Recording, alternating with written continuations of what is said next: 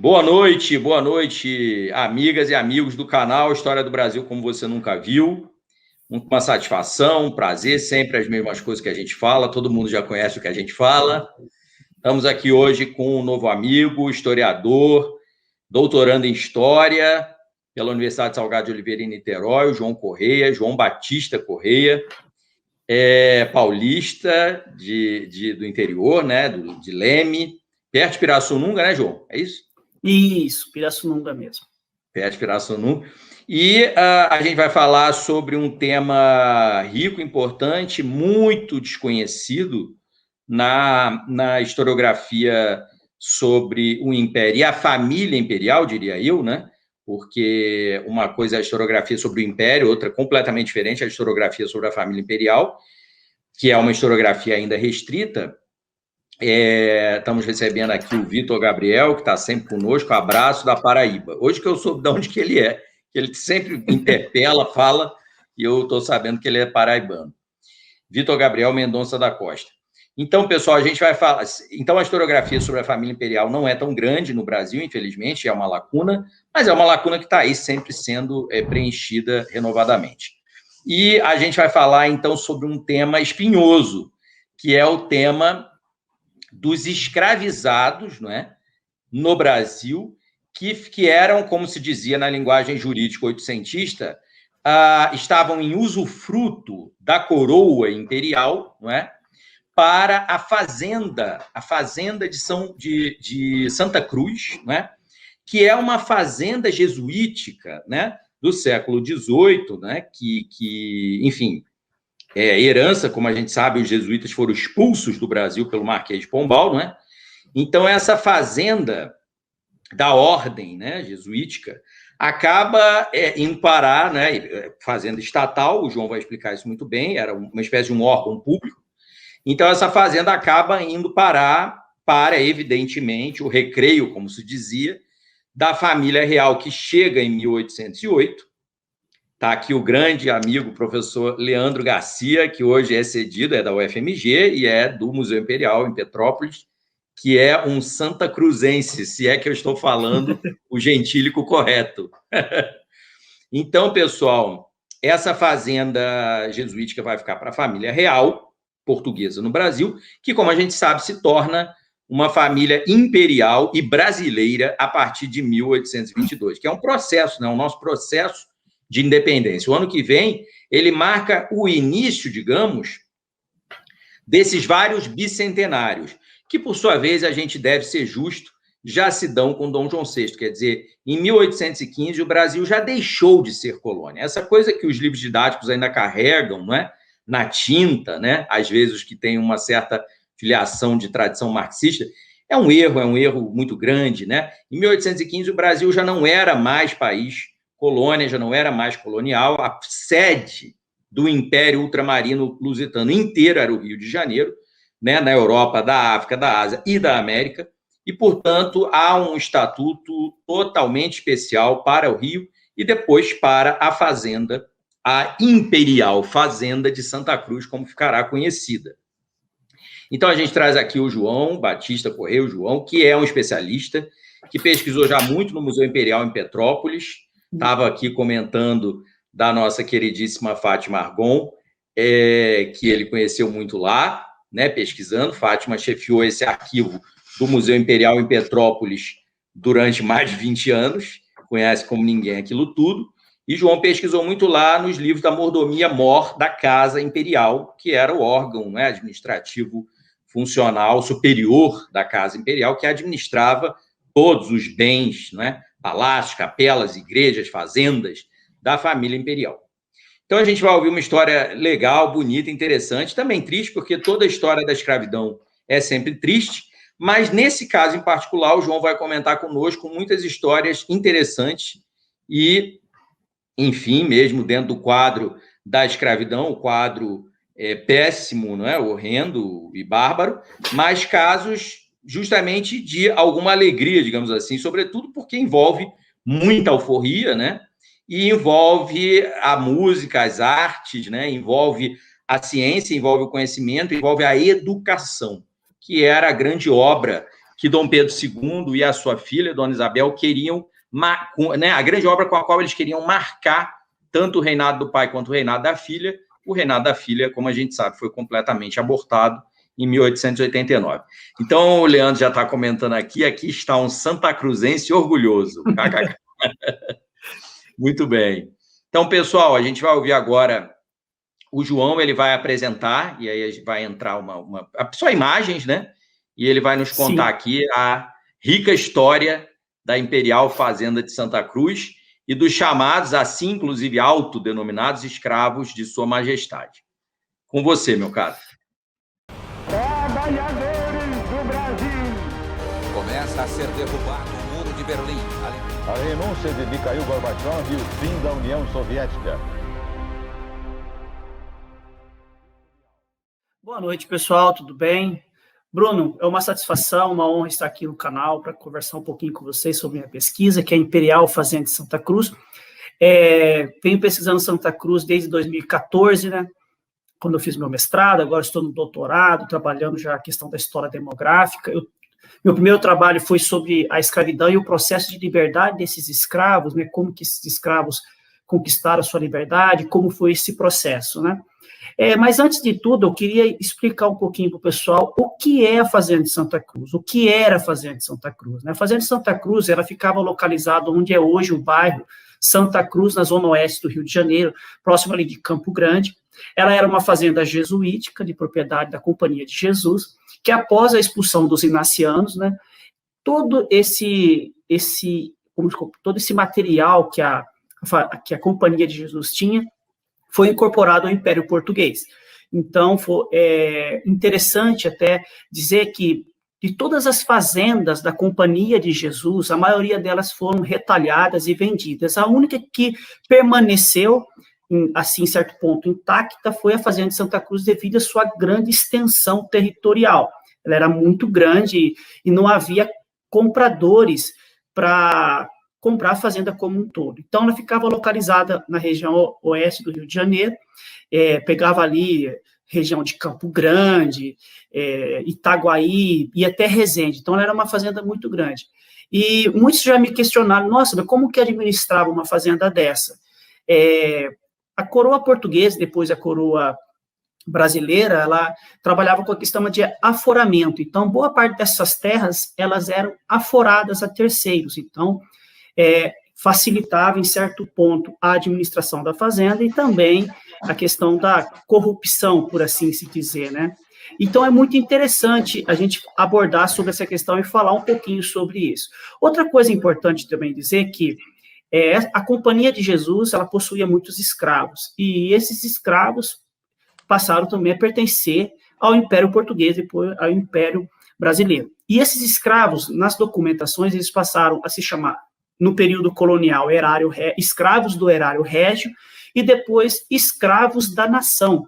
Então, esse era o nome que se dava a esses escravos. Uma coisa importante também é dizer, pessoal, que muitos encaram a escravidão como única no Brasil. A escravidão não foi única, ela tem as suas singularidades, suas particularidades de cada região. Existia a escravidão na economia cafeeira, no ambiente urbano, e existia a escravidão no ambiente público, que eram os escravos públicos. Esses escravos, eles eram empregados em diversos estabelecimentos.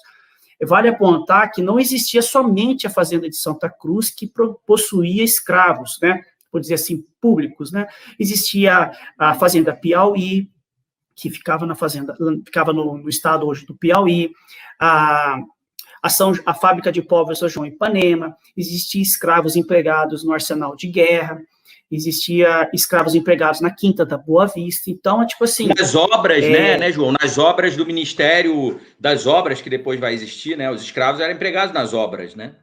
Sim, também. Então, você observa que esses escravos, eles estavam circulando em todos esses ambientes públicos. Então, o que particulariza Santa Cruz? Porque a maior quantidade de escravos estava em Santa Cruz. Santa Cruz chegou, por volta dos anos 1850, a ter 3 mil escravos. Eram muitos escravos. E uma coisa assim, muito interessante, muito. É uma coisa muito interessante também de apontar, que, pesquisando relatórios de visitantes da fazenda, de deputados, eles falavam que a fazenda tinha muita mão de obra ociosa. Então, você observa. Se você analisar o detalhe de serviço dos escravos, você vai ver que tinha 1.200 escravos empregados. Então, você observa que essa escravaria, ela tinha uma certa autonomia dentro dessa fazenda. Pessoal, até muitos me questionam, escravidão é escravidão. É a forma mais violenta de um ser humano dominar o outro. Não significa que a escravidão no ambiente público ela era mais branda em relação a um escravo da economia cafeira. Então, por favor, não vamos confundir. Escravidão é escravidão, independentemente de qualquer setor que ela esteja, né? Então, é muito importante a gente falar. O que diferenciava o escravo de Santa Cruz era o quê? Ele não tinha a presença de um senhor, como um escravo de uma fazenda de café. Quem era o proprietário dele? Era o Estado. E quem era o Estado, a figura do Estado? Era o imperador Dom Pedro II. Então, você vai analisar diversas cartas de alforrias, para quem eles pediam clemência para obter uma carta de alforria, a Sua Majestade o Imperador. Então, nos registros de batismo, proprietário do escravo, Sua Majestade o Imperador. Depois de um tempo, nos registros de batismos, isso vai se alterando, vai colocando fazenda de Santa Cruz. Mas você observa que isso é uma questão de ligação que eles têm. Quando esses escravos eram proprietários dos jesuítas, eles se diziam servos de Santo Inácio. Depois, quando passou a ser propriedade do Império, escravos de Sua Majestade o Imperador. Isso também eu acho que dava a eles uma questão também de proteção. Eu percebo isso também, dentro da fazenda de Santa Cruz. Mas, assim, o que eu queria mostrar para vocês também, a gente fala tanto o que foi a fazenda, né? A fazenda de Santa Cruz, ela foi local de veraneio da família real com Dom João VI, depois com a família imperial. Então, era um local muito visitado pela família real, mas ela tinha uma outra importância, por quê? Ela abastecia a cidade do Rio de Janeiro com gêneros alimentícios. Então, a produção econômica dessa fazenda era gigantesca, primeiro, devido à sua grande extensão e também devido à sua grande mão de obra. E outra coisa que a fazenda possuía também era mão de obra escrava. Então, ela tinha mão de obra escrava e mão de obra escrava especializada. Então, você observava que muitas pessoas vinham na fazenda contratar os serviços desses escravos. Então, ela tinha uma importância econômica e social dentro da estrutura do município neutro do Rio de Janeiro, do Rio de Janeiro como um todo, muito grande. E eu quero falar aqui para vocês, sim, então ela tinha uma importância muito grande. E o que eu busquei analisar primeiramente no meu trabalho foi o quê? Quem eram esses homens que administravam essa fazenda? A gente nunca por ela ser uma propriedade pública, quem administrava essa fazenda? Existia o cargo de administrador geral. E a fazenda de Santa Cruz, ela era subordinada à mordomia imperial, que era um mordomo. Tem até um mordomo muito famoso, que é o Paulo Barbosa, que ficou por muitos anos. E é um político importantíssimo, não era só um mero mordomo da Casa Imperial, o mordomo-mor, que, aliás, não era mero, né? O mordomo-mor da Casa Imperial é um cargo altíssimo. A administração curial, como a gente diria, né, lá da Sociedade de Corte do Norberto Elias. Meu caro, antes de você entrar nos administradores, deixa eu só colocar aqui alguns comentários do que Leandro está falando, até ainda dentro do tema, sobre os jesuítas e tal. E também da saudação do História em Casa. Estou alegre que eles estão aqui. Boa noite, Bruno. Boa noite, João. Boa noite a todos, porque é um canal e um perfil importante que faz um trabalho muito legal. Eu vejo que eles fazem um trabalho gigantesco até sobre indigenismos. Eu vejo isso lá, acompanho quando dá, né? Vejo os anúncios. Leandro está comentando que há um belo acervo documental sobre Santa Cruz no arquivo da Companhia de Jesus em Lisboa. Tive a oportunidade de pesquisar esse acervo e a história da época jesuítica da fazenda está em Lisboa. Muito bom. E ele antes tinha dito que eu creio que os livros da mordomia hoje no museu são as melhores fontes para sabermos sobre a Imperial de Santa Cruz. Além deles, há um rico acervo sobre a fazenda no Arquivo Nacional. E ele também comenta, Dom João aprovou a chegada de uma imensa colônia chinesa para ver em Santa Cruz, que isso aí é outra história engraçada que você pode comentar, para a plantação do chá. E aí, por causa disso, um subbairro de Santa Cruz se chama Morro do Chá até hoje. Isso é legal. Isso aí ele pode trazer muito, porque ele é de lá. Então, aí, comente aí e passar para os administradores e tal. Sim, uma coisa interessante até que o Leandro falou eu desconhecia esse acervo de Lisboa, não conhecia, e o material de Petrópolis, excelente, eu estou utilizando ele no meu doutorado. E sobre o Morro do Chá, ele é constante, porque eu estou trabalhando em algumas plantas topográficas, você observa. Mas depois desse período joanino, essa população, elas desaparecem, eu não consigo encontrar esses chineses. Até nos registros paroquiais. Você sabe que os chineses que vieram para o Brasil nessa ocasião e que desaparecem justamente, isso é muito curioso. Você sabe que lá na genealogia, o pessoal da genealogia, né, todo mundo acaba fazendo o teste, né, que não é teste, enfim, usa o mapeamento genético, não é, do MyHeritage, e tem vários outros. E aí, de vez em quando, aparece nós do Rio, né, eu não tenho não, mas aparece gente do Rio com ascendência chinesa. E é muito curioso, né? Porque as pessoas ficam muito espantadas, né? Porque pensam, meu Deus, mas como é que eu posso ter sangue chinês, né? Se eu sou do Rio, eu sou de Minas e tal. E muitos podem descender desses chineses que vieram nessa ocasião e que muitas outras vezes, no tempo do Império, se pensou em trazer os chineses, os coolies, né? Como os abolicionistas denunciavam, que eram a substituição dos escravizados africanos e afro-brasileiros, que seriam os chineses, né? Seriam escravizados também, ou neo-escravizados, como Rebouças se referia aos imigrantes de uma maneira geral. E muita gente descende e não sabe. E aí faz um mapeamento genético e vê que tem. Por quê? Porque, claro, que com certeza, né, se misturaram aos portugueses, aos luso-brasileiros, e a gente acaba descendendo. É muito curioso, é muito interessante. Sim, porque a presença de portugueses na Fazenda Santa Cruz é gigantesca. Eu estou até analisando o máximo de população, a quantidade de portugueses é muito grande, principalmente em 1830, 1840, né? Que é justamente um período que tem bastante fontes sobre a fazenda, que são feitos diversos inventários, então eu consigo ter uma dimensão do que era a fazenda. Agora, sobre os chineses, eu não consegui encontrar nos relatórios, não consegui encontrar em nenhuma documentação. Parece que, sim, é igual os libertos, né, pós-1890, né, eles desaparecem nesse contexto social, eles não estão, eles somem das fontes oficiais, aí fica difícil você encontrar, né, porque é muito complicado e você afirmar alguma coisa. Voltando para os administradores.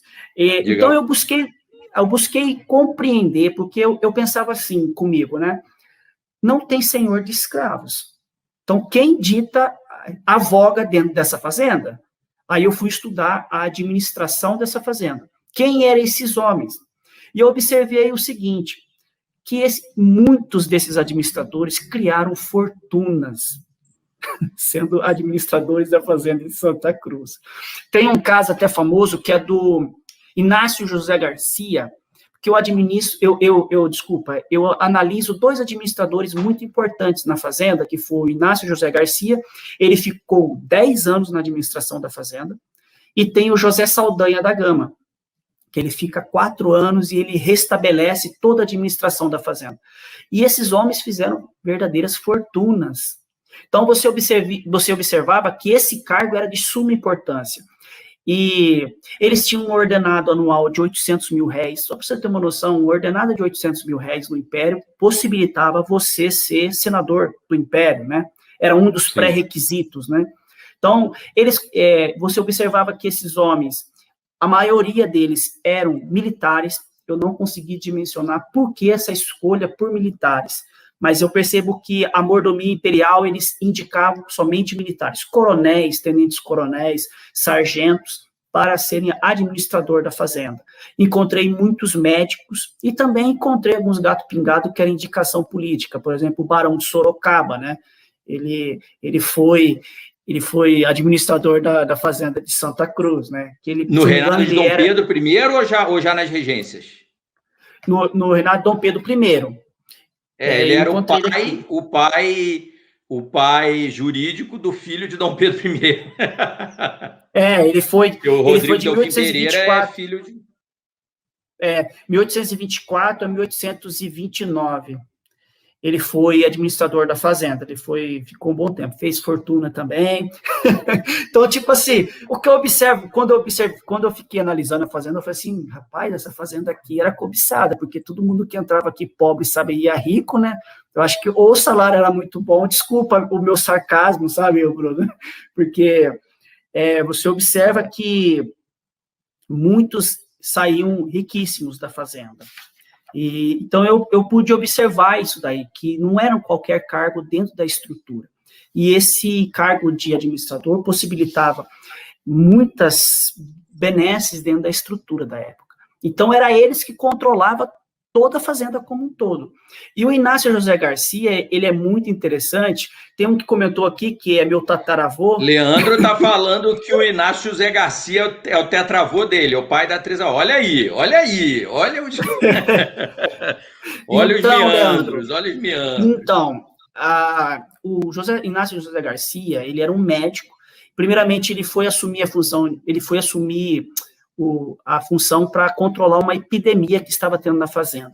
Uma coisa muito interessante também que eu encontrei, Bruno, que os escravos da fazenda, eles eram vacinados. Ah, que legal. Eles eram vacinados, o hospital tinha um hospital, e eu analisando os relatórios, eu encontrei assim, vacinamos tantos escravos. Isso é uma coisa assim, então você observa como que a fazenda tratava esses escravos. É muito diferente, né? E o Inácio Garcia, ele foi administrador de 1856 a 1866, ele foi administrador da fazenda, ele foi delegado, juiz de paz, foi vereador da Câmara do Rio de Janeiro, Só que eu encontrei o testamento dele, ele realmente fez fortuna na fazenda, só que ele mudou a ótica do que era a fazenda, buscando aumentar a produção da fazenda. Ele tirou todos aqueles costumes que aqueles escravos tinham e ele encontrou resistência por parte dos escravos. O que acontece, pessoal? O pessoal entende que o escravo ele sempre estava a questão do escravo senhor era chibata todo dia, não era. O escravo ele também tinha outras formas de resistência. Então, tem historiadores que falam sobre essa questão de negociação e conflito, né? Então, existia uma certa negociação, existia uma certa forma, assim, para manter a paz nas senzalas, né? Então, esse administrador, ele tinha que ter meios para não sublevar, né? Como que fala, né? Essa escravaria. E o Garcia, ele não soube trabalhar muito bem isso. Primeira coisa que ele faz, ele tira a roça dos escravos. Ele faz com que todos os escravos e todos os comerciantes comprem o leite da padaria dele. Ele tira os finais de domingo, ele tira os finais de semana para os escravos trabalhar para si. De folga, ele tira. De folga, que era para o trabalho próprio, né? Para a sua roça, né? Isso, ele tira esse trabalho. O que ele faz? Os escravos, por si só, compravam as suas roupas, né? Na realidade, eu até vou mostrar depois uma figura aqui, que mostra um pouquinho, porque as mulheres, elas usavam somente uma saia e os seios ficavam de fora, né? Ele troca isso por roupas. Então, você vê que ele muda todo o cotidiano da fazenda. E tem uma coisa muito séria que acontece na fazenda, que é o quê? A Guerra do Paraguai. Muitos escravos da fazenda de Santa Cruz são enviados, em torno de 400 escravos. Isso gera uma crise demográfica muito grande, se deve uma crise muito grande demográfica na fazenda. E aí começa as deserções na fazenda de Santa Cruz, escravos indo ao imperador. É uma coisa muito interessante, que quando o imperador vai visitar a fazenda, esses escravos, o imperador Dom Pedro II, ele fala assim, muitos maltrapilhos, pedindo clemência, pedindo misericórdia pelo administrador da fazenda, e o Dom Pedro II, ele dá no diário dele, ele fala, eu fui à fazenda, visitei a fazenda está bem, o senhor Inácio Garcia está muito bem, buscando o crescimento econômico da fazenda, a produção. Só que ele determinou que o Inácio, que todos os castigos físicos da fazenda fossem abolidos a partir daquela data. Ele fala, não vai haver mais castigos. Que ano foi essa visita, João? 1866. Eu encontro até Isso. Foi justamente na gestão do Garcia. Aí o Garcia sofre uma tentativa de assassinato, né, envolve todo o processo. Isso vai nas mídias, eu trabalhei muito com os jornais da época, até tem uma coluna na época que chamava Façanhas Garcianas, e toda hora, tipo assim, parece hoje, sabe assim, toda hora tem uma notícia nova. Aí, tipo assim, e o jornal questionando o imperador, questionando a mordomia, como que vocês deixam um homem cruel administrar a fazenda. Tipo assim, eu percebo o que o Garcia quis fazer, ele quis aumentar a produção da fazenda, mas ele quis quebrar uma regra já existente dentro da escravaria como um todo. Os costumes, né, os direitos consuetudinários garantidos, né? E ele sofre muito com isso, depois ele sofre essa tentativa de assassinato, e também nesse período há a existência de um quilombo, chamado Quilombo do Garcia. São escravos que fugiam da fazenda de Santa Cruz, porque realmente, se você analisar os relatos, analisar as fontes, você vai ver que a ótica mudou totalmente, o cotidiano da fazenda mudou totalmente. Então, esses escravos não se adaptaram. Então, você vê que, e até interessante, é que o Garcia morre de uma forma suspeita.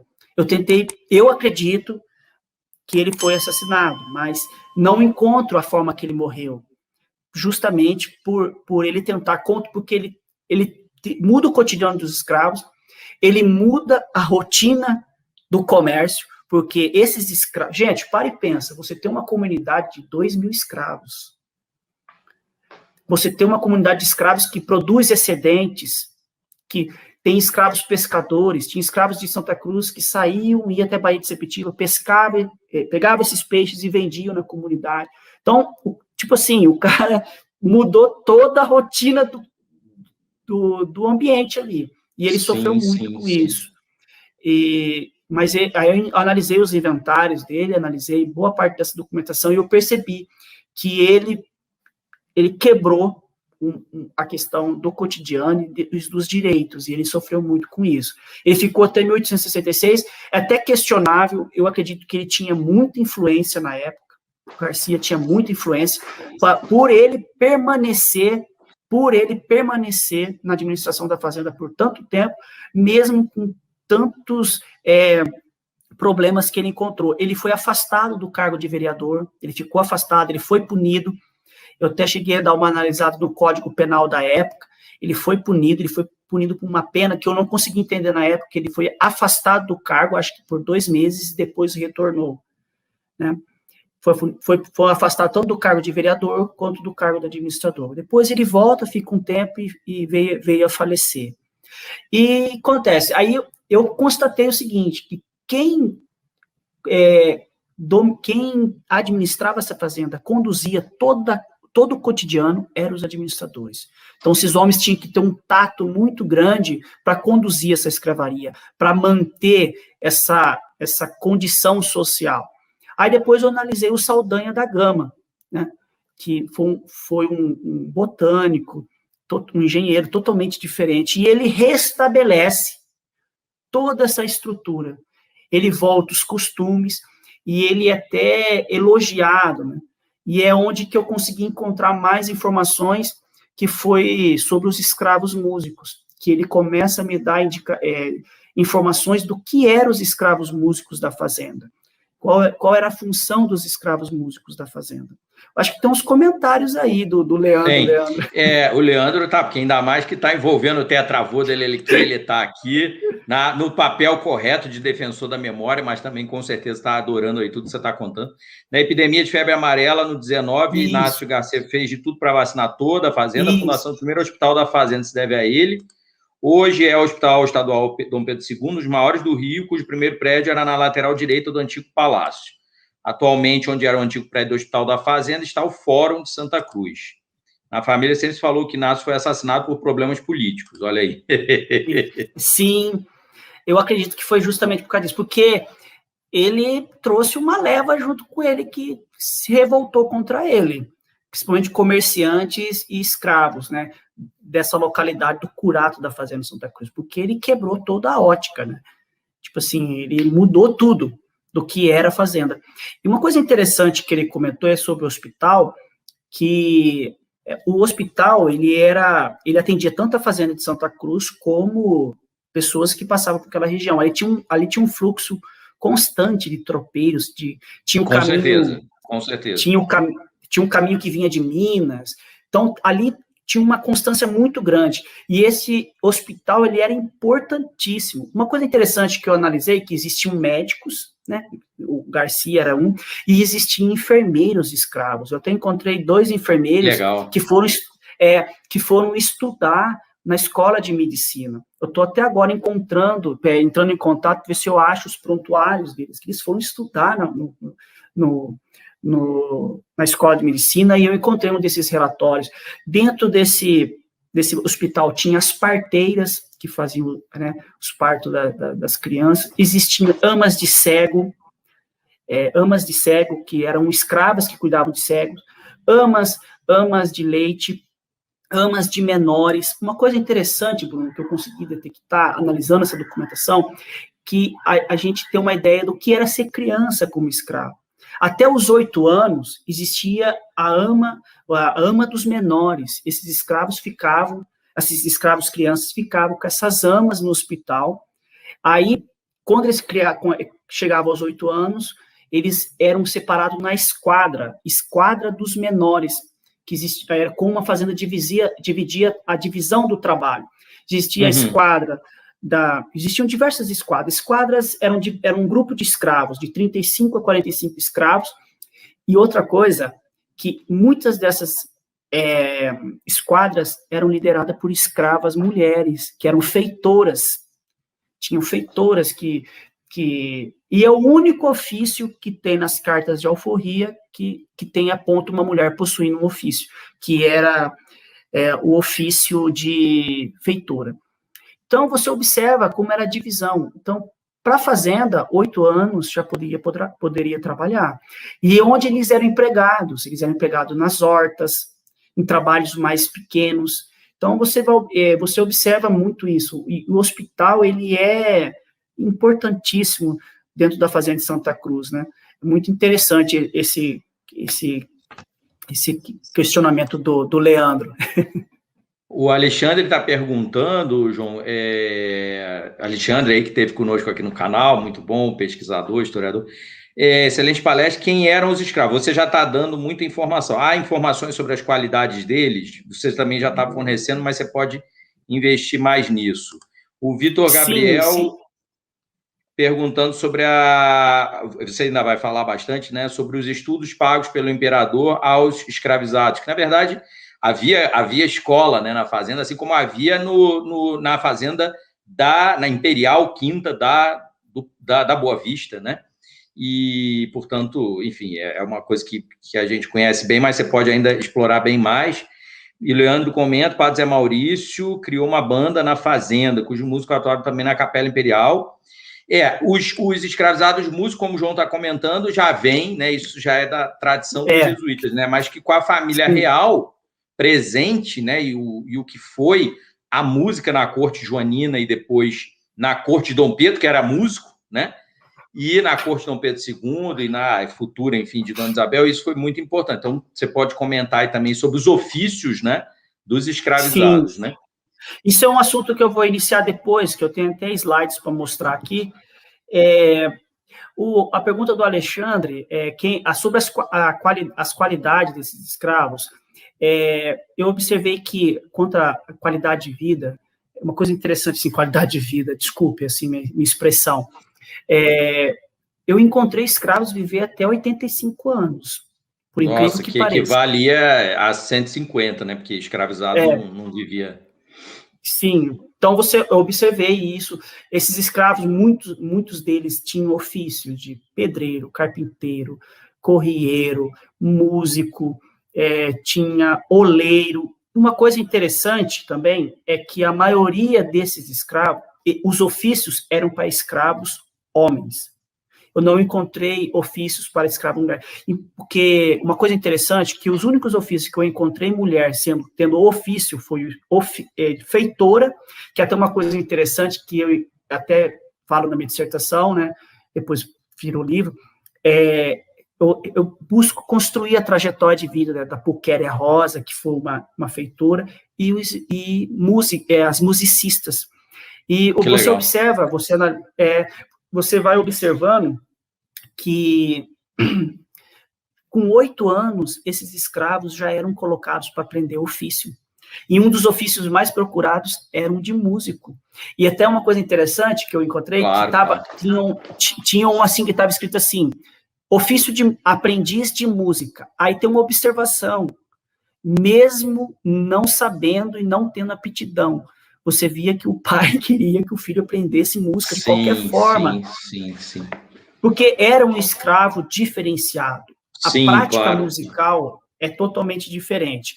Tem uma outra pergunta aqui, que as crianças de escravo tinham esses estudos pagos pelo imperador Dom Pedro II. Uma coisa interessante, que no processo pós-liberdade dos escravos, que eu vou falar mais à frente, foi criada uma escola mista imperial da Fazenda de Santa Cruz. Foi criada pelo próprio bolso Dom Pedro II, e ela atendeu muitos filhos de libertos da Fazenda de Santa Cruz. Com a República, essa escola foi acabada, mas você percebe que o imperador Dom Pedro II ele tinha uma atenção muito grande para essa questão da educação. Eu achei que até tem um trabalho muito interessante de uma historiadora, ela fala sobre essa escola mista da Imperial Fazenda de Santa Cruz. Eu sei que chegou a atender 110 crianças menores, filhas de libertos. Então, é muito interessante essa questão que levantou aí sobre a educação. Aí tem uma outra pergunta sobre os músicos, né? Que é bom que eu já entro no tema que eu ia começar. Você quer entrar aí no slide? Sim, eu vou mostrar os slides, tem como? Vamos lá. Só um minutinho. É bom que tá bem descontraído mesmo. Deixa eu ver aqui, só um minutinho. Deixa eu ver se eu consigo mostrar aqui. Foi para você aí? Ainda não entrou, mas é porque tem um né? Um delay, como o pessoal fala hoje em dia. Apareceu agora. Aí eu vou colocar aqui a transmissão. Aí é aquele esquema, né? Que aí você se vê aí apresentando pelo celular, porque sai, né, a sua... Max, tá maximizado agora? Tá indo. Vai, coloca aí que vai... Ainda não entrou como slide. Tá na... Não? Mas está visualizando, né? Porque quando eu coloco aqui... Não, está visualizando, mas ainda está... Se você quiser apresentar como slide e tal, né? Ainda não entrou. Tá. Deixa só um minutinho, por favor. Tá. Foi? Não foi, estranho, né? Será que não está obedecendo ao comando?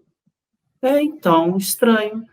Mas eu acho que dá para a gente mostrar. Dá para ver perfeitamente. Eu busquei aqui também trazer, pessoal, um pouco as poucas imagens que tem sobre a Fazenda de Santa Cruz. Essa primeira é a figura de Debré, né? Por volta de 1818, uma figura, uma pintura histórica, né? Ela mostra um pouquinho sobre a Fazenda de Santa Cruz, ali ao fundo, aqui mostra a carruagem de Dom João VI, né? Tem uma outra pintura, um desenho da Maria Graham, mas ele é um pouco simples em relação a isso daí. E uma coisa interessante que eu quero falar para vocês, que aí em destaque está o Palácio de Santa Cruz, mas ao lado esquerdo tem um conjunto de casas que na realidade são senzalas e ao lado direito outro conjunto, certo? Eu acho que foi agora, deixa eu ver. Não, eu coloquei o full screen, né, layout, mas ainda está sem apresentação sua. Mas não tem problema, tá dando para ver, Tá dando para ver, né? E, na realidade, esses dois bairros, um se chamava Pacotipa e outro Limeira, que são os dois bairros de escravos que existiam na época, né? Isso eu observei analisando tanto as fontes originais, o inventário de 1817, quanto a dissertação do professor Carlos Engman, que foi meu orientador no mestrado. Outra outra fonte muito interessante é essa planta que foi feita no ano de 1848 pelo Coronel Conrad Neymar, que foi um administrador da fazenda de Santa Cruz, e vale destacar, foi uma das melhores, assim, a minha análise, da fazenda de Santa Cruz, que também produziu uma grande documentação sobre a fazenda, que ele foi administrador de 1846 a 1856, e aqui você observa a pintura um desenho do palacete da fazenda de Santa Cruz, muito legal mesmo, e você observa um pouco dos aspectos da época, né? Hoje, o palacete da Fazenda de Santa Cruz é o batalhão Villagrán Cabrita, né? Que fica o batalhão de engenharia do Exército. Você já consegue observar aqui um pouquinho, né? Ele já coloca aqui algumas pessoas, você observa que tem alguns escravos aqui, então, muito interessante. Foi feito no ano de 1848, que foi uma grande medição que existiu na Fazenda, mostrando os limites territoriais da Fazenda de Santa Cruz, porque justamente nesse período da expansão, né, do café para o oeste paulista, e uma coisa muito importante, que essa expansão cafeeira para o interior paulista começou na Fazenda de Santa Cruz.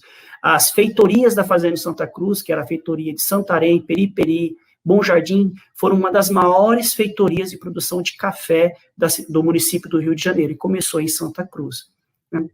Aqui é uma outra figura que mostra a ponte dos jesuítas, né? E logo acima a olaria, né?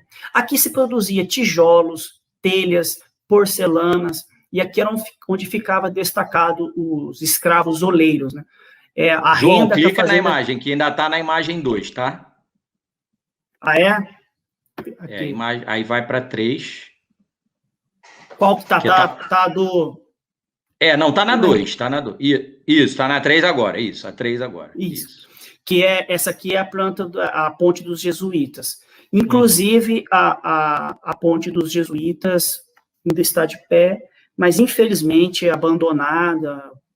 Direto aparecem notícias no jornal falando sobre essa ponte, que o capim está cobrindo tudo. Infelizmente, Santa Cruz sofre muito com essa questão do descaso o abandono pleno, né? Que é o Sim. abandono da história e da memória, né, no nosso país que a gente conhece, né? Sim, eu fico muito triste, muito chateado, porque é uma região com uma riqueza histórica tremenda, gigantesca e abandonado. É muito triste.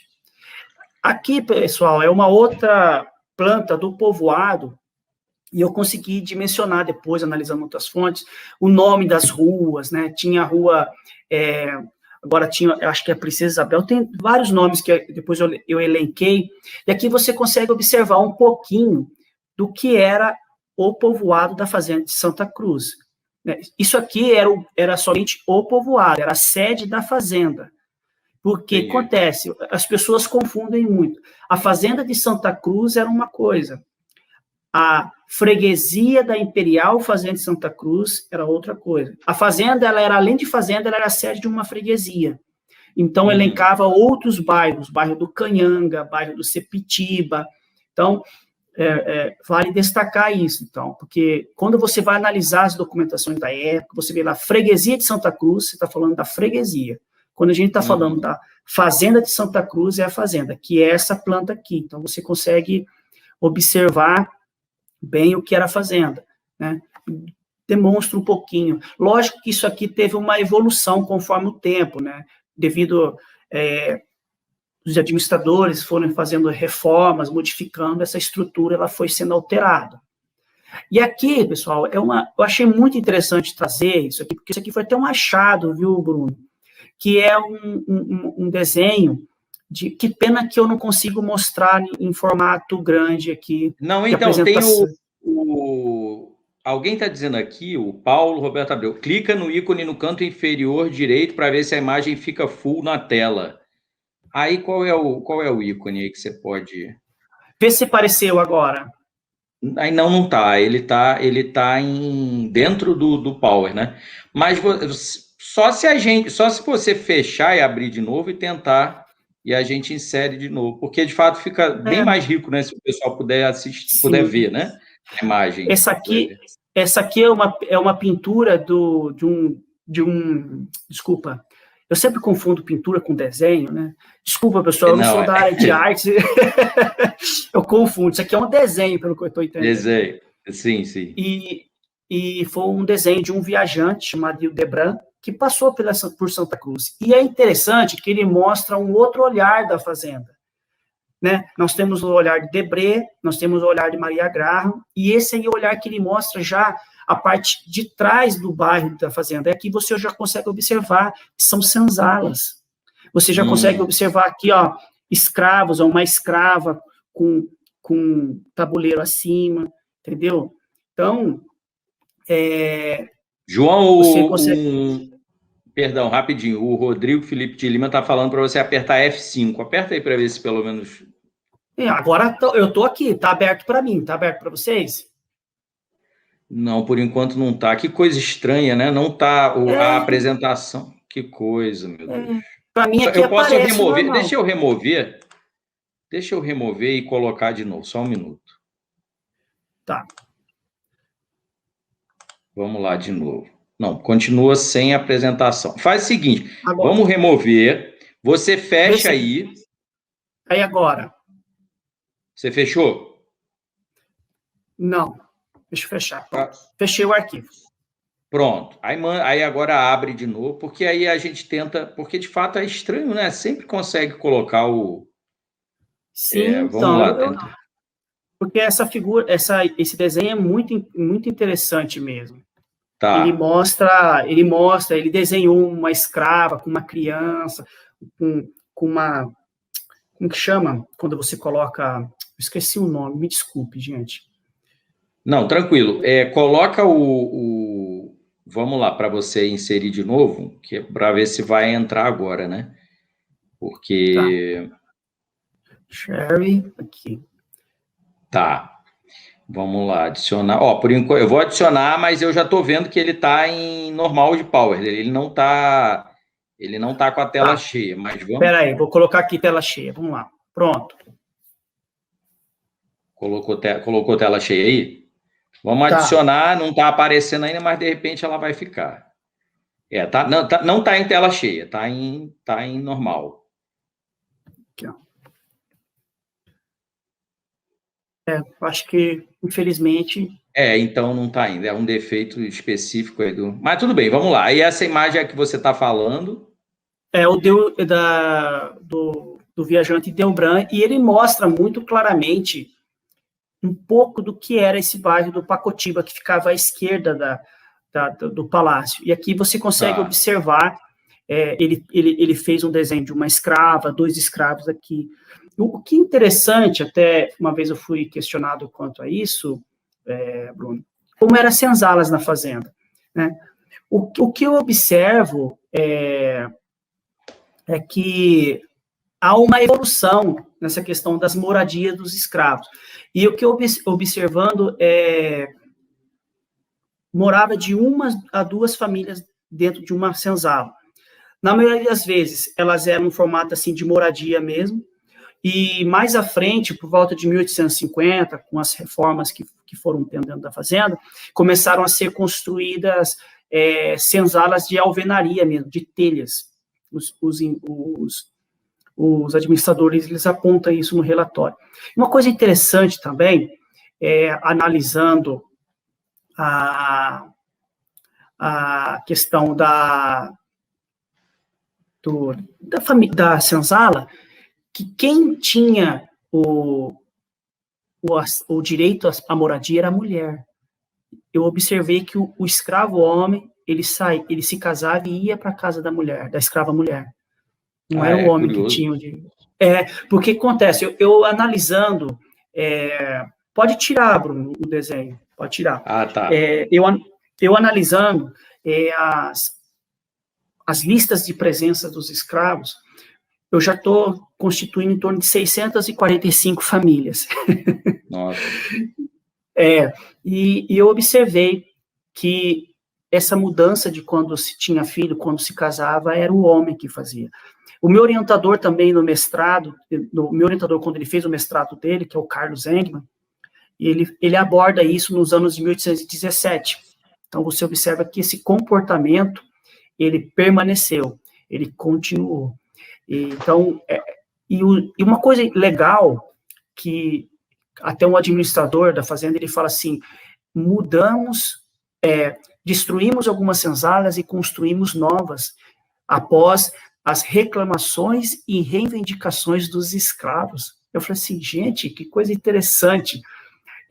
Os escravos reivindicavam novas senzalas e a fazenda, de certo ponto, atendia, né? Uhum. E uma coisa que ele aponta é que, primeiramente, elas foram novamente construídas porque estavam caindo e também para que evitasse a família imperial ver eles falam as vergonhas dos escravos, né? Porque era muito a decadência sim, os maus tratos, né? Porque uma moradia péssima é um maltrato, né? Então, os maus tratos aos escravizados, né?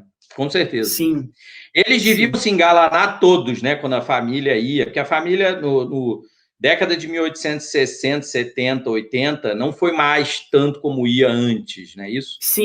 Então, eles deviam... Dom Afonso, né? Dom Afonso, o bebê de Dom Pedro II, que morreu lá. Dom João Carlos, o bebê de Dom Pedro I, já tinha morrido também, né? Ficou com essa marca, né?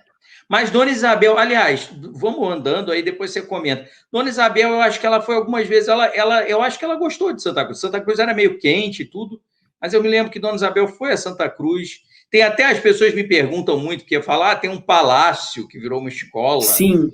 E aí eu falo, não, mas não é que ela viveu ali. As pessoas perguntam se ela morou. E eu falo, não, mas de fato, Dona Isabel, como criança, teria ido algumas vezes, mas eu acho que até nessa fase aí, casadoira dela, depois com Dom Gastão, até para ele conhecer também, né? Eu acho que ela foi algumas vezes a Santa Cruz. Eu não sei dizer quantas, porque eu não acho que tenha sido tantas, mas eu me lembro de festa, ela gostava de festa, eu me lembro de uma festa da freguesia, uma festa em Santa Cruz, que ela gostou de ir, mas eu não, de fato, eu não me lembro mais. Fátima, se estivesse aqui, ela poderia lembrar de mais coisas. Eu não me lembro de tanta coisa assim. Eu estou fazendo um levantamento sobre essa questão da família imperial na Fazenda de Santa Cruz, porque muitos me perguntam, assim, olha, gente, eu não sei te dizer, porque a gente fica tão preso no nosso objeto de pesquisa, né? Eu sei que eu não posso confirmar, mas eu sei que parece que a lei do ventre livre ou a lei áurea foi escrita lá. Não sei se é verdade isso. Foi o quê? Foi o quê? Foi? Me disseram uma vez que a lei áurea ou a lei do ventre livre foi assinada no Palácio de Santa Cruz. Mas eu não sei se é verdade. Isso não. Isso eu posso te garantir que não, de forma alguma. Mas o que eu acho então que teve... A lei do ventre livre libertou todos os escravos da nação, né? Então, o que eu acho que teve em Santa Cruz, eu acho que não teve, eu me lembro disso, já li, muita festa da comemoração da lei do ventre livre, e que Dona Isabel foi, isso eu me lembro, mas eu não sei dizer, década de 60, 70 e 80, quantas vezes a família foi a Santa Cruz, porque era muito distante, né, João? Santa Cruz, imagina, hoje é distante, imagina no 19. Então, eu não sei dizer quantas vezes a família se dirigiu, mas eu imagino que os administradores engalanassem tudo, né, quando eles chegavam, né? Sim. Os donos, né? Os donos. Sim, dono da fazenda, né? Porque a fazenda recebeu até a visita do Maximiliano. O Maximilian Maximilian Habsburg ou Neuwied? Maximilian da Áustria? Aquele que foi rei do México. Maximiliano da Áustria. Isso. Ele visitou a fazenda e foi justamente na gestão do Garcia. Foi 1800, não lembro se foi 57, 58. Recebeu. Teve muitas personalidades visitaram a fazenda de Santa Cruz.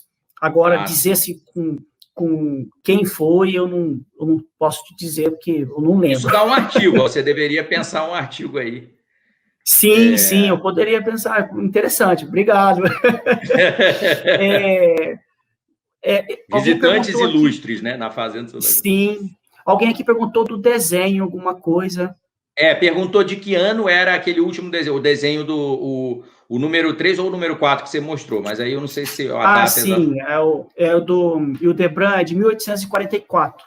44, ok. 1844, o Leandro está comentando várias coisas. Tá, 44, perdão. O Leandro está comentando várias coisas aqui, depois a gente retoma, porque é bom você pegar aí o seu fio da meada aí, senão a gente acaba aqui. Sim, não, já estamos em 1 hora já. Mas aí, então, passando os administradores, o que você viu, que é uma coisa importante de você comunicar? O que você viu do serviço dos escravizados de Santa Cruz na Quinta da Boa Vista? Você identificou muito isso, né? Sim, eu identifiquei muito que muitos escravos, eles eram transferidos para a Quinta da Boa Vista, ficavam lá destacados meses. Dentro desses trabalhos que eu encontrei, desses ofícios, foi o de música. Eu encontro muitos músicos atuando na Fazenda Santa Cruz, na Quinta da Boa Vista e também na Capela Imperial. Porque, pelo que eu percebi, Bruno, Santa Cruz era um celeiro de músicos. Tem até um mestre de música que eu pesquisei, ele ficou conhecido como escravo-mestre. Ele aprendeu, eu encontrei ele em 1817, com 8 anos, aprendendo música. Aí ele se casou, aprendeu o ofício, se tornou liberto. Aí eu encontro ele pertencendo à Irmandade Santa Cecília, fazendo um concerto no Teatro Dom Pedro, um teatro que existia no Rio de Janeiro. Sim, Dom Pedro II ou São Pedro de Alcântara. Sim. Isso. E ele se tornou mestre da banda de Santa Cruz. Eu encontrei um relatório dele na época, falando, isso que me instigou. Aí eu não consegui falar se ele sabia ler e escrever, porque a propriedade que ele fez esse relatório e enviou para o administrador da fazenda é uma riqueza de detalhes que somente ele, como músico, poderia dizer. Então, eu acredito que ele aprendeu a ler e escrever. O ofício de música propiciou a ele saber ler e escrever. E ele consegue a sua liberdade, ele se casa, consegue a liberdade da esposa, e ele tem um escravo. Até esse tempo atrás eu estava pesquisando, ele comprou um escravo, e depois ele vai para a Guerra do Paraguai. Aí, após esse período da Guerra do Paraguai, eu não encontrei mais notícias dele. Eu acredito que ele morreu na Guerra do Paraguai. Né? Morreu, então você observa... talvez tenha. Bom, mas aí você tem como pelo arquivo do Exército, depois, né? Quando você tiver Sim. Quando a pandemia permite. Sim, aí acontece. Eu busquei analisar um pouquinho sobre esse universo musical, né? Porque todo mundo fala que existia um conservatório, Gente, a gente tem que entender o seguinte: não existia uma escola, um conservatório nos moldes como são hoje, institucionalizada, não. Existia um espaço que era dedicado a se aprender o ofício de música. E a fazenda lucrava muito com isso. Uma das rendas da fazenda era o aluguel da banda de música. Né? Eu analisando, interessante. A fazenda ela ia tocar em diversas cerimônias na região, procissões. A fazenda ela participava de todas as missas da igreja, ela tocava nas missas da igreja. Então, você observa que era um ofício de muita importância dentro da fazenda, e não era um ofício que se fazia em pouco tempo, existia um amadurecimento. Então, essa questão da música, ela vem dos jesuítas. E outra coisa, existia também um coral, existiam escravas cantoras. Então, é muito interessante isso. E depois eu fui buscando compreender o que eram esses escravos, e hoje, na minha tese de doutorado, eu estou trabalhando isso, que eu acredito que esses escravos músicos, trabalhando com a ideia do Fragoso, eles eram a elite da senzala. Eles eram escravos diferenciados dentro daquele contexto da Fazenda de Santa Cruz. Esse universo musical proporcionou a eles outros espaços sociais que um escravo normal não teria. Eles tinham acesso à Quinta da Boa Vista, eles tinham acesso a irmandades, eles tinham acesso a outros espaços sociais que um escravo sem ofício não ia ter. Então, isso proporcionou a eles muita coisa. Então, eu observei que, analisando os documentos, que eles aprendiam a ler e escrever, mas somente o necessário para aprender música. Então, você observa que era uma escravaria diferente. Eu trouxe aqui para vocês, se você quiser mostrar aí, as partituras que eu encontrei que eram dedicadas aos escravos da fazenda. Isso aqui era na gestão do padre José Maurício Garcia. Olha, aqui, essa aqui, Sim. Então você observa que o padre José Maurício Nunes Garcia foi maestro da Orquestra de Escravos de Santa Cruz. Teve outros também, teve o José Targino das Chagas, que foi conhecido como escravo-mestre, teve o Joaquim Goiano, que era muito famoso na época, teve aquele, um famoso flautista, Joaquim Calado, e eu encontrei ele sendo o maestro da banda da Fazenda de Santa Cruz. E aqui você observa, por exemplo, analisando essas partituras, eu estou falando isso, Bruno, pessoal, porque eu sou músico também, eu sei ler partitura, então eu consigo. Então você observa aqui, ó, instrumentos, violino, viola, violoncelo, tímpanos, e outra coisa que me chamou a atenção é vozes, coral, em latim. Uhum. Então, aí eu penso assim, eles sabiam ler latim ou eles aprendiam por processo de memorização, né? Então, são questões que a gente fica se questionando, né? Mas você observa que esses escravos sabiam ler partitura muito bem, eram músicos bons, né? Essa partitura aqui é de 1815. Essa outra aqui também, ó, você observa, um moteto de São João Batista, 1810, são violinos, clarinetas. Moteto de São João Batista. Isso. Esse é de 1810. Então, de Padre José São João Maurício Batista também. era o onomástico de Dom João, tinha muita comemoração, de fato. A própria capela, né, da Quinta, uma das duas capelas, era a de São João Batista. Né? Sim, que é o seu onomástico. Você percebe aqui, ó, que tem soprano, contralto, tenor, baixo. Então, tipo assim, existia um coral que cantava junto com uma orquestra. Aqui uma outra partitura também. Então, tipo assim, é muito interessante você analisar essas partituras que nos levam a muitas indagações, né? Com certeza. Esses escravos aprendiam a ler... Retirar aqui. Desculpa, que já acabou ali os slides. E então, você observa a riqueza histórica que tem essa fazenda. E total. depois, sobre essa questão dos escravos músicos, eu fui buscar compreender pós-1871, e infelizmente, eu sei que Santa Cruz teve duas bandas depois, a banda Francisco Braga, né, e teve a banda 15 de novembro. Né? Inclusive, banda 15 de novembro. Sim. Seria interessante ver dos descendentes dos escravizados quais ficaram muito felizes aí com a... Não deve ter sido muita gente, né? Aliás, você tem um caso para contar, né, da expulsão, não é isso? Dos descendentes. Antes de você comentar isso, o Leandro está comentando aqui que a antiga Irmandade São Benedito, de Santa Cruz, né, porque não é a Irmandade seiscentista, né? O trisavô dele foi um dos fundadores, que já devia ser o filho, né, do Inácio Garcia, foi inicialmente formada por músicos que tocavam nas visitas do imperador e da princesa imperial. Muito bom. E o que mais que ele comenta? Antigas Irmandades Santa Cruz eram a de São Benedito, Nossa Senhora da Conceição, Santa Cecília e Santíssimo Sacramento. Nossa, fantástico, né? Tá vendo? Aí você pode descobrir por essas irmandades, né, muito dos percursos de vários desses que depois, depois da lei do ventre livre, depois, né, a abolição de vez e depois a república, né, muitos que você justamente não consegue identificar pela fazenda, porque ela é extinta, né, ela não é mais, não existe mais, né, como...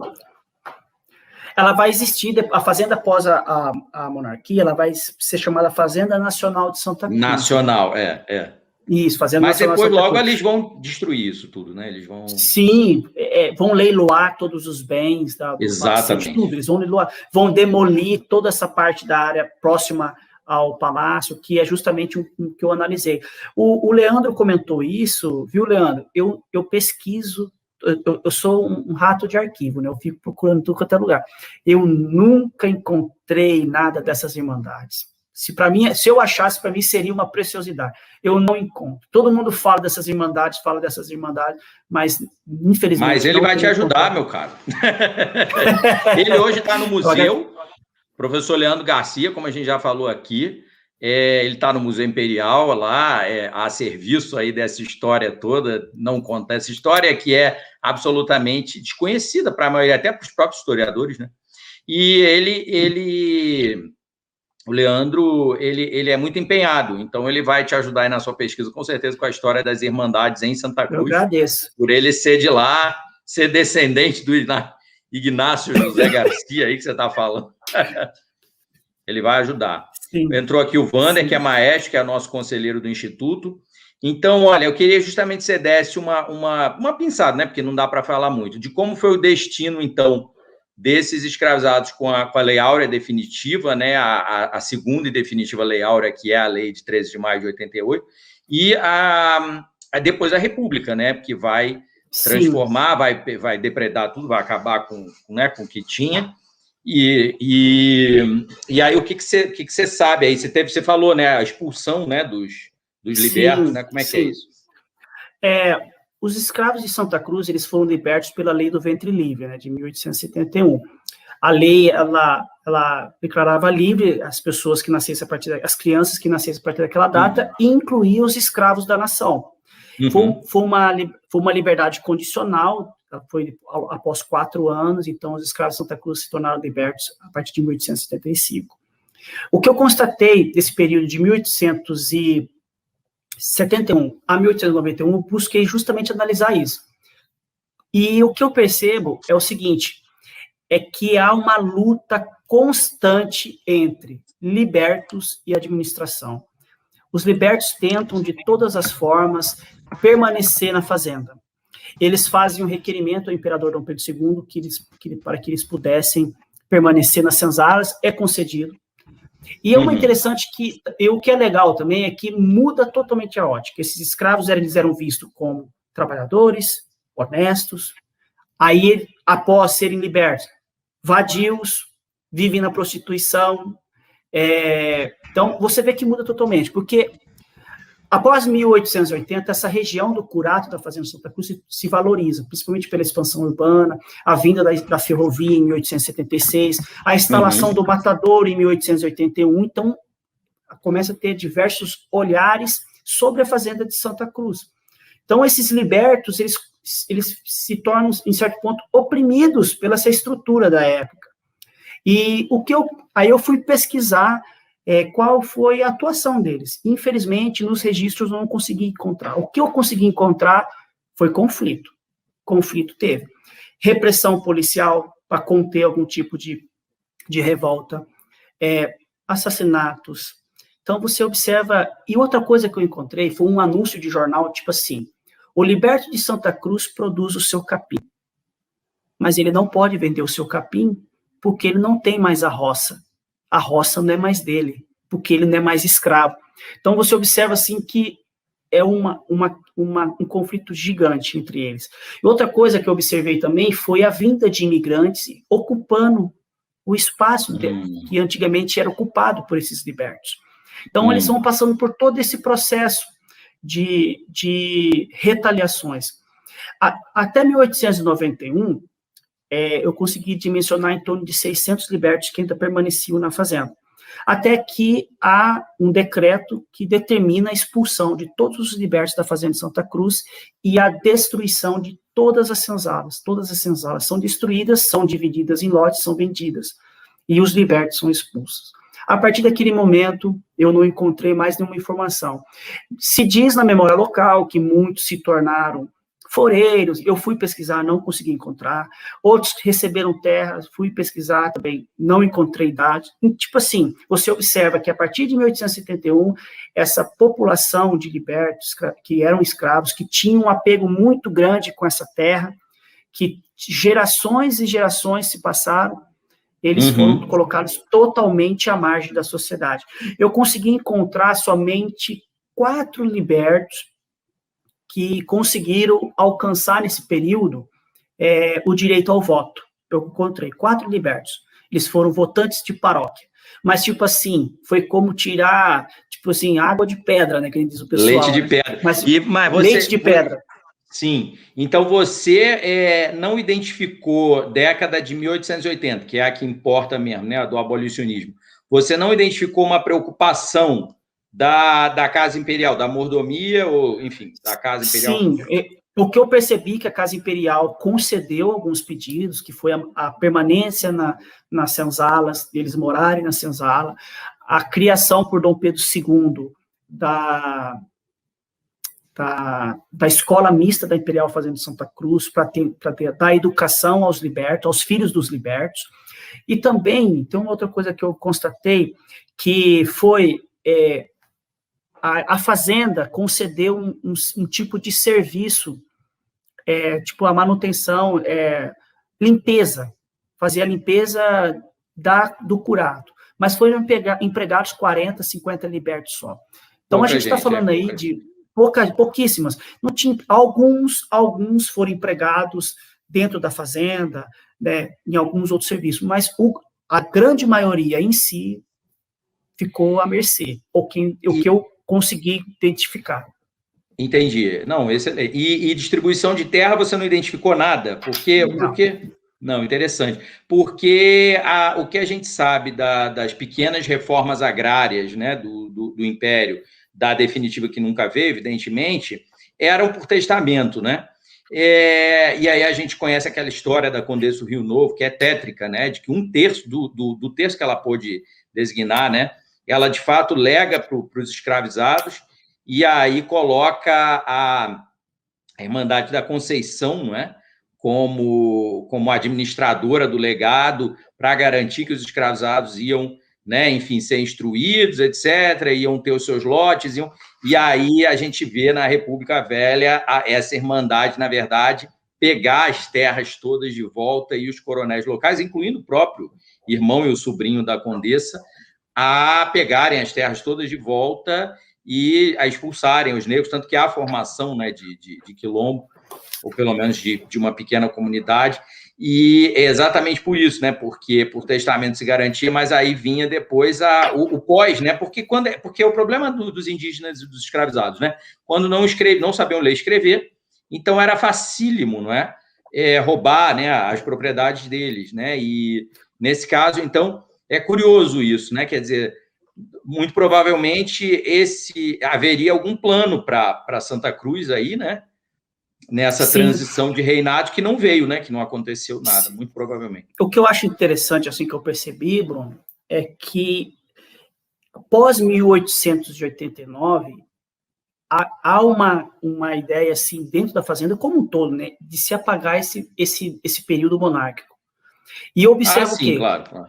Eles destroem todas essas senzalas, eles mudam os nomes das ruas, porque os nomes das ruas...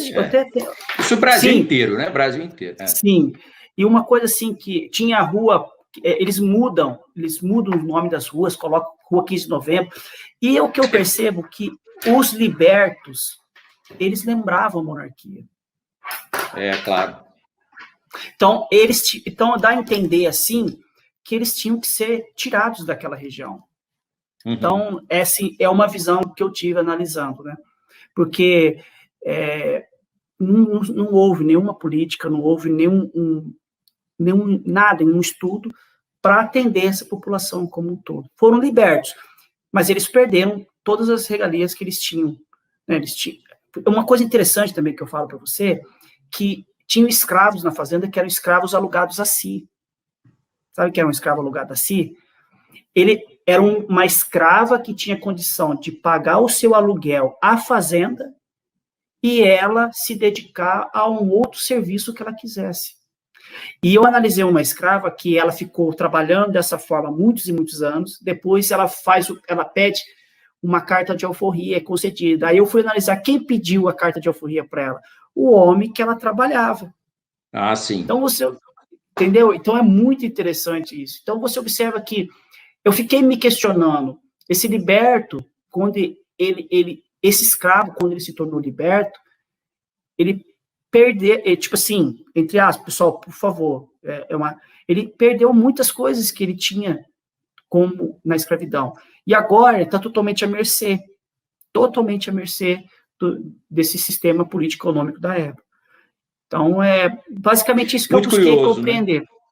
Sim, muito curioso. Muito curioso, porque você fica imaginando, né, Santa Cruz hoje é a zona oeste do Rio, Santa Cruz é um bairro, como o próprio professor Leandro está aqui lembrando, absolutamente relegado, esquecido, abandonado. Santa Cruz, no Império, até pelo nome, né? O nome de Santa Cruz era o nome original do Brasil. Santa Cruz, no Império, era um ducado, digamos, da família imperial. Então, o genro, né, que vai ser genro, era cunhado, vai ser genro de Dom Pedro II, foi o Duque de Santa Cruz. O Conde D iria ser o Duque de Santa Cruz, foi Dom Pedro II que não oficializou isso, não formalizou, não ligou para isso. Mas a verdade é isso, eu falo muito em Aité, né, o livro, a gente comenta isso, e é muito curioso esse abandono, né, que já se dá ali, com certeza na própria década de 70 e 80, mas que é curioso como que depois isso vai ser absolutamente aprofundado, não é, com a República.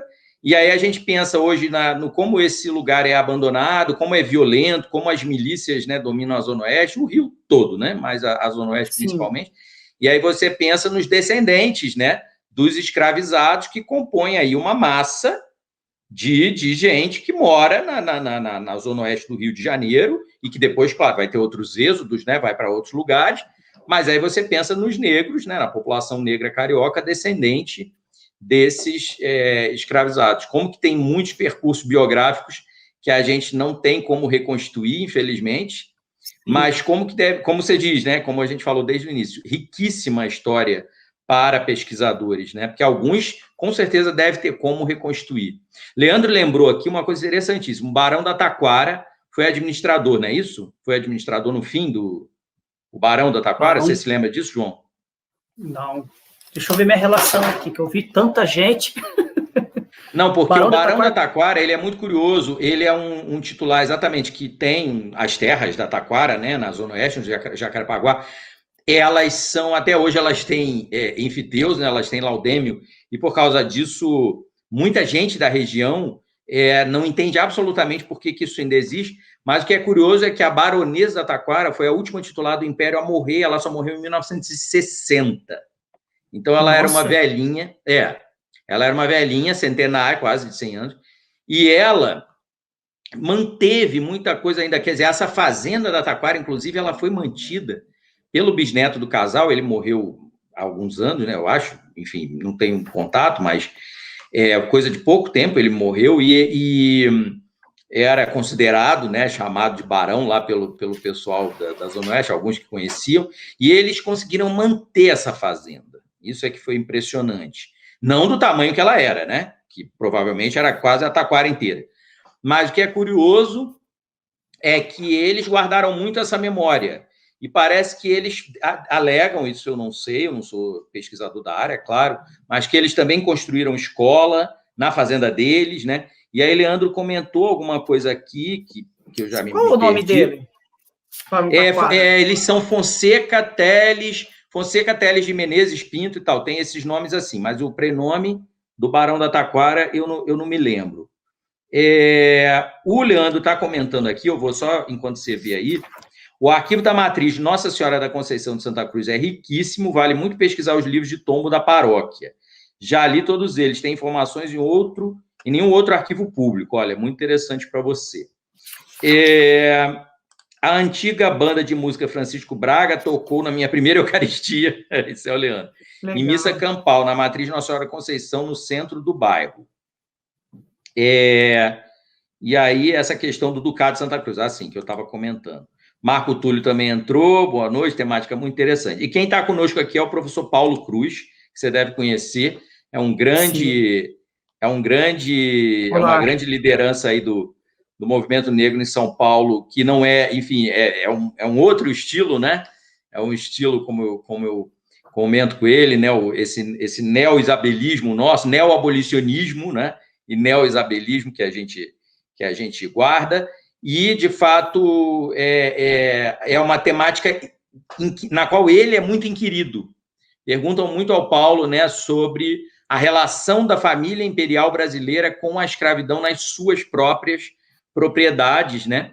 Porque, de fato, o que a gente identifica com a documentação e com a pesquisa é que a família tentava se livrar da pecha né, que o escravismo contaminava a nação brasileira inteira, e eles tentavam ao máximo se livrar disso.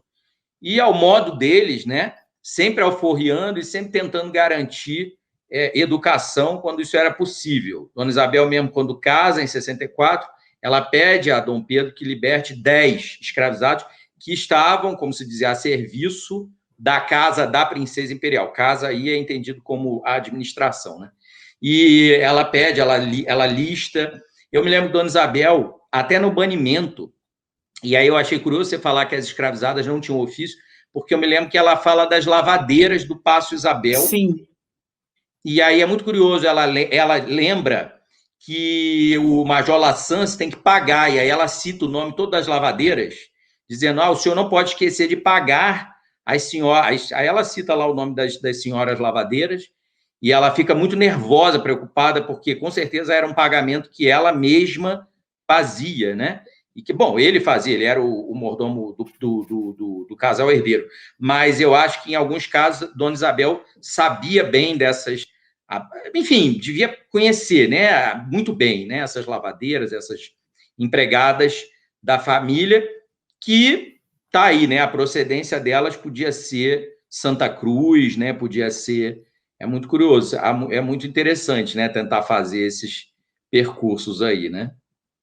Sim, porque essa questão, quando você me perguntou, você observa que esses escravos, eles eram empregados nesses ambientes, em certo ponto eles tinham acesso à família imperial, mas as fontes não nos fornecem mais indícios de como se dava essa relação.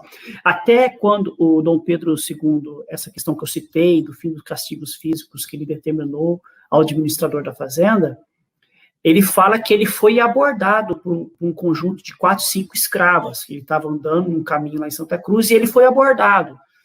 E ele ficou, ele diz assim no diário que ele ficou surpreendido com aquilo tal, e ele falou que ia verificar. Só que, então, não tem mais subsídios onde a gente pode ir mais para a gente tentar compreender isso. O que eu consegui identificar é que esses escravos, eles eram destacados para realizar determinados serviços, aqui da Boa Vista e em outros ambientes. Agora, como era essa relação, é muito difícil da gente dizer, Sim. né?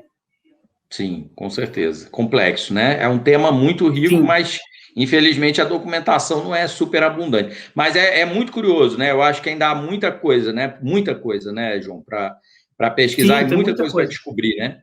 Porque você veja, você veja, em Alegria e Tristeza, eu comento num dado momento só sobre o processo educacional dos antigos escravizados e tal, e eu me lembro perfeitamente da história do chamado primeiro Marechal Negro do Brasil, que é o Marechal João Batista de Matos. Eu conheci a filha dele, né? E o que ocorre da história dele? Ele era filho dos escravizados da família Toné. Então, ele recebeu instrução educacional plena e tal, os irmãos e tal. E aí, com isso, já entra para ser oficial, né? Totalmente diferente de você ser soldado no Exército. E ele vai chegar, né, enfim, a coronel, né, tenente-coronel, coronel, general, e por causa da guerra ele vai ser um marechal. Então, o Marechal João Batista de Matos eu comento isso em Haiti, ele é uma prova, como a filha dele, Dona Umbelina de Matos, falou em vários discursos que eu assisti, ele era a prova de que pela educação você ascendia socialmente. Mas aí, como que vai ficar essa massa de escravizados, antigos escravizados, né, libertos, ou sempre livres, que não tiveram acesso à instrução educacional? É uma massa de gente, né, que vai servir aí a tudo quanto é uso político e cujos descendentes, né, vão estar na base aí da pirâmide social no século XX todo, né? E aí você comentou isso, né, que é uma coisa terrível da história do século XX, do início da transição, que é a doação de terras a imigrantes europeus, né, com deslocamento, desfazimento, digamos assim, dos antigos escravizados ou dos indígenas. Isso é uma coisa que aconteceu no Brasil inteiro, de norte a sul, né? E aí a gente entende hoje em dia, né? Você tem os nomes dos descendentes de itálicos, né? E germânicos, né? E essas pessoas serem famílias fazendeiras ricas, muito ricas, no sul do Brasil, por exemplo, em locais onde você tinha terra indígena. Isso é uma coisa que as pessoas não têm a menor noção de como se deu esse processo. O João Mendes de Almeida Júnior, que foi o líder isabelista, um dos maiores, se não o maior de São Paulo, que era filho do João Mendes, sobrinho do Cândido Mendes, ele fala isso claramente, né, nos estudos dele sobre os povos indígenas. Ele diz: aos indígenas se aplica o Estatuto Orfanológico e aos descendentes de gente que está chegando agora, você aplica um Estatuto de Imigrante melhorado, você dá terra para uns e tira a terra dos outros. Sim. Então, é uma coisa impressionante, né, como que foi a história do Brasil no início do século XX. Deixa eu só ver aqui. O Leandro comentou que o Barão da Taquara foi administrador da Fazenda Nacional, no caso, já com a proclamação. Sim. Sim, porque eu não encontrei ele, não. Eu fiz uma catalogação de todos os administradores da Fazenda desde o período jesuítico até a proclamação da República, né? Então, sim, eu não encontrei. Pode ser que ele foi foreiro, porque teve muitos foreiros. Então, sim. Pode ser. Okay. Até você falando sobre essa questão dos libertos, eu acho interessante, porque eu fui no INCRA, eu fui pesquisar os registros e tal, e eu desesperado, sabe, falei assim, não, eu vou encontrar algum liberto aqui, não é possível. E não encontrei. Talvez difícil, uma análise mais cuidadosa. O Paulo está comentando, professor Paulo Cruz, historiadores atuais, sua maioria, ignoram a complexidade desse período, tendem a olhar tudo de forma maniqueísta. Se o Império não acabou com a escravidão de modo autocrático, né, era escravista. Aí é uma discussão mais profunda, porque, assim, o Império, o Brasil, a nação, era, de fato, escravista mesmo, oficialmente, inclusive. Mas, sem dúvida, a família imperial mostrava essa complexidade, né? Eles eram uma realeza num país muito escravista, né? Uma realeza ao modo dela, né, abolicionista, na verdade, gradualista, emancipacionista, mas ao modo dela no fim de um abolicionismo muito mais descarado, né, que foi o abolicionismo isabelino, né, e que, bom, em parte, esse abolicionismo e os outros abolicionismos aos quais houve essa aliança, né, da realeza com eles, em parte isso aí ocasionou o golpe, né, de 15 de novembro de 89, conhecido como Proclamação da República, né? Mas, pessoal, então, meu caro João, é isso. Muito obrigado, meu caro. Eu acho que a gente faça aí suas considerações finais. A gente já está com 1h30 quase. Mas eu acho que todo mundo gostou imensamente, viu? Que bom, fico feliz. Eu agradeço por estar aqui, compartilhando um pouquinho sobre o meu conhecimento, sobre Fazenda Santa Cruz, minhas pesquisas. Estou sempre à disposição, caso o pessoal queira me procurar, estou à disposição e muito obrigado, espero ter atendido, espero ter ilustrado alguma coisa sobre a Fazenda Santa Cruz, né, e mostrando a importância da Fazenda, mostrando a importância da Fazenda de Santa Cruz como um todo. Muito agradecido, é uma honra, uma gratidão estar aqui com vocês. Muito obrigado, meu caro. Olha, de contar para vocês que o João tem o canal dele aqui no YouTube também, onde ele quer me entrevistar lá para a gente falar sobre alegria e tristeza. Sim. Vamos ver se Fátima também pode entrar.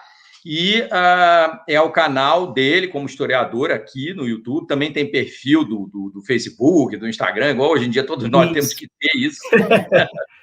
Então, vocês podem procurá-lo aí, historiador João Corrêa, ele tem o perfil dele, o canal dele. E muito obrigado, meu caro, foi um prazer, uma alegria imensa falar sobre Santa Cruz, uma coisa completamente relegada, né, da história do Brasil, uma coisa importantíssima no Rio, na história do Rio de Janeiro e na história do Brasil Império, que é Santa Cruz. E, enfim, fiquei feliz que Leandro está aqui, é um santacruzense orgulhoso, descendente do administrador da Fazenda. Nossa. Isso eu não sabia. E a todos vocês, uma ótima noite, muito obrigado, caro Paulo, caro Leandro. O Leandro está colocando saudações santacruzenses. Saudações. Muito bom. Tá ótimo, meus caros, muito obrigado. Fiquemos aí na paz, né? E vamos que vamos. Até a próxima. Tá bom. Gratidão, tudo de bom para vocês.